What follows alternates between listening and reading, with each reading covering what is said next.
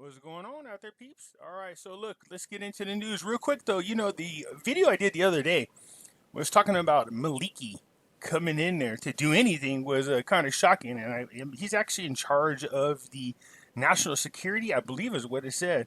I don't know about you, but I was, talking with Dr. Ron. I think I agree with him. Why the hell would they put Maliki in charge of anything? If I'm not mistaken, he's one of the bad guys, or I shouldn't say bad guys, but one of those Iranian puppets. Probably the last thing you want to do is put him in charge of your national security. I just thought it was interesting that he was mentioned at all. Then in another article, Maliki was trying to team up with other people to have the government established by Al-Qadimi and have them removed. Let's see if anything has come of that. Anyways, a quick reminder, you guys, we have Pimpy's Investment Chat. It's the same name as the YouTube channel. We do talk about the Iraqi dinar in here, along with gold, silver, and other cryptocurrencies. I will leave a link in the description. It is free to come join. Just follow the link. Also, we have the hidden things in front of your eyes. In here, we talk about current events as well as things that most people might consider, on the conspiracy side, 9/11, false flag events, things like that. Anyways, a link will be in the description as well. Again, both are free to come and join. All right. So what's going on here? First of all, what is this? This looks like the Iraqi Kurdistan's version of Reservoir Dogs. Isn't that, remember that movie? This looks like that. I don't know if you guys remember that movie, but anyways, good movie, by the way. Democrat, the delegation of the regional governments will return to Baghdad to end the outstanding issues between the two governments. Good. This is one of those things that we want to happen. I told you I really felt strongly that before Al-Qadimi even made it over here to the United States to talk with President Trump, that would be taken care of already. It's one of those biggest issues. My real hopes and prayers is that once Al-Qadimi gets over here, him and President Trump have a really major announcement, and that announcement is Trump once again encouraging the international community to recognize the sovereignty of Iraq and to go ahead and lift the restrictions on their currency and allow it to go ahead and trade on the Forex so that we could start seeing what's going on with our Iraqi dinars. Let's keep our fingers crossed. All right. In the interview with the media, the technical delegation of the Kurdistan region's government will return to Baghdad in order to complete the outstanding issues between the two governments after correcting some positions towards the outstanding issues and arranging the files. Okay, I told you, remember about a week and a half ago or so, we saw Barzani was here with Al-Qadimi, and he just said, look, dude, let's just get this over with. I think they both would benefit from getting these issues, outstanding issues out of the way so that we could start working with the United Nations and getting these things ironed out so they could get their sovereignty restated, okay? Safar added that the current or next week may witness the return of the Kurdistan delegation to Baghdad. Again, in order to complete the negotiations, delegations are dialogues with the view to resolving all outstanding contentious issues between the two sides, pointing out that the two sides are still working to solve the oil and customs issue and Kurdistan's share of the federal budget. That's actually the Article 140 in their constitution, so I'm not sure how this is really an issue.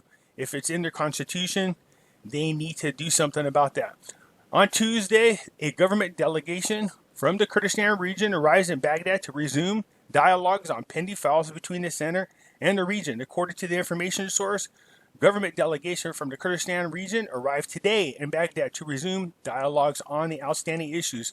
Okay, so a source pointed out that the delegation will discuss signing a comprehensive agreement regarding the files and financial dues, oils, and employee salaries amid threats by the National Union to suspend the participation of its ministers within the government in the event that the regional government files to resolve differences with Baghdad. So look, let's just get it over with, man. We know what needs to be done. We know that Barzani's ready to just get this over with. We also know that, and this is just my opinion, of course. Look, this needs to be done. We need to get the green light and the thumbs up from our girl from the United Nations, Blast Hearts. She needs to say, look, everything's good. They ironed everything out. I'm counting on all this kind of stuff to be completed before Al-Qadimi comes over here again, and we see he meets with Trump. What I'm hoping that Trump's going to also make an announcement on is a very large trade agreement with Iraq. So that's going to be very good for us as well. Iraq government gets parliament's nod for massive borrowing.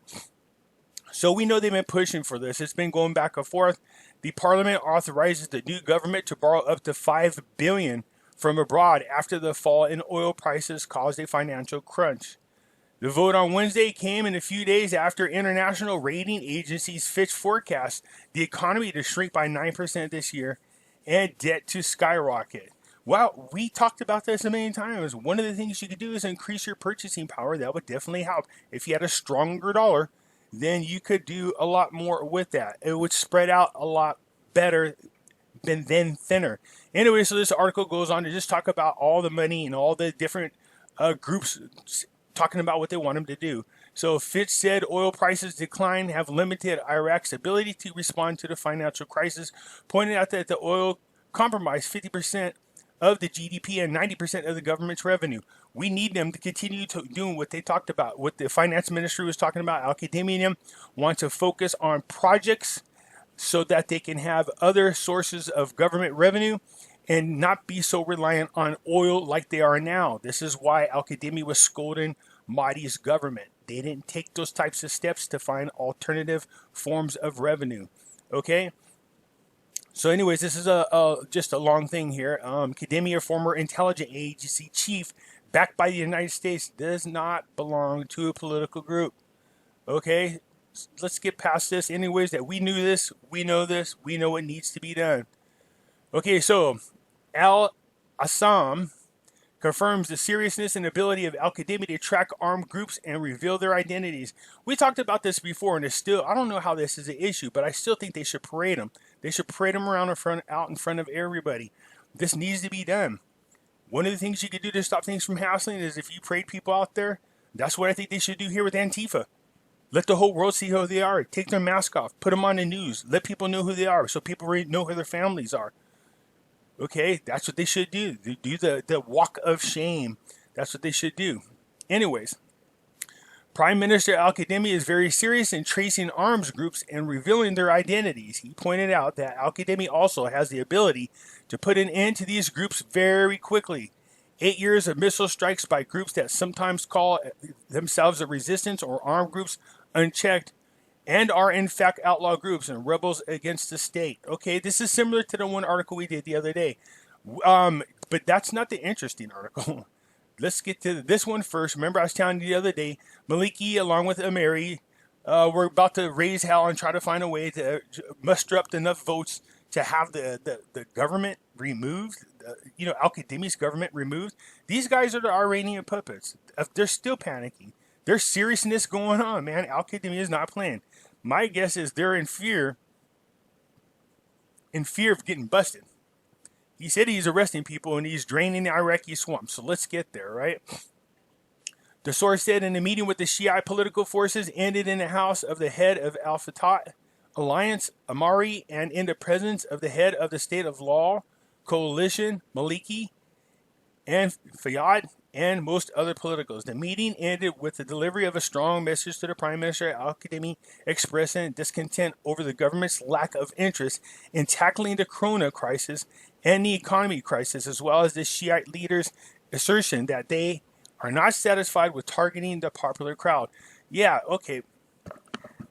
We hear that here. It's the same thing. Everybody's like, oh, we don't like what Donald Trump's doing. Look, they are doing something about it. We already know they are. They've been meeting with people over in Kuwait as well as people here in the United States. So it's getting done. You can't do anything if you don't have any money. Okay, so here is something that I wanted to bring up that I like. I don't know how true it is, but it's definitely interesting. Joint operations. The heroes of Iraq have achieved their goals. Watch what their goals are. So, the joint operations confirmed on Sunday that the third stage of the operations of the Iraqi heroes achieved their goals in chasing the remnants of the ISIS terrorist gangs and were able to clear the lands, kill, and capture a number of terrorists. Operation spokesperson General Kafaji,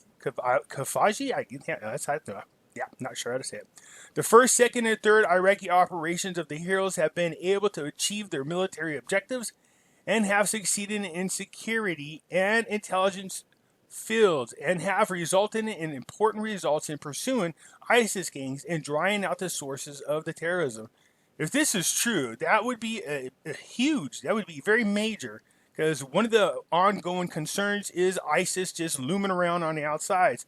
The importance of these operations carried out by the security services and the popular crowd lies in the fact that they did not leave the remnants of the ISIS terrorist gang safe places, and that they can ditch them and enable them to carry out terrorist acts in areas that they consider hot, as well as the adoption of new strategies and tactics in pursuit of remnants of ISIS differs from its predecessors. Well, I don't think the predecessors really wanted to remove him. Mahdi and them, they had no, I mean, come on. Maybe I'm wrong, but Al-Qadimi is obviously taking it a whole lot more serious. All right? I don't want to say they want to remove him, but they didn't really care too much to pursue him. He pointed out that the battle with ISIS security and intelligence at the present time, and that the area that were used by the terrorist gangs as transport lines, logistics supports, and management of terrorist operations are now in the hands of the security forces. This would be major. This would be huge. So we'll keep an eye on this. I'm still curious because I haven't heard any more news about anything being done about the empty treasury. Does anybody see any news out there? I sure the heck haven't. So it looks like the Reservoir Dogs are back over here in Baghdad. I'm expecting that this week, because here we are at the end of June. We know the middle of July, Al-Qadimi is coming here. So I'm going to expect that sometime this week, these issues will be ironed out. We will have an agreement. This part will be done. This is going to be a huge step for both Iraq and Kurdistan, and a huge step for what we're hoping to achieve as a recognized sovereignty for Iraq and an unrestricted currency as well. All right, so that's the news so far. If you like the video, hit the like button. And if you haven't subscribed, please do so, because it helps out the channel, and I surely do appreciate it when you do. All right, you guys, I'll catch you later.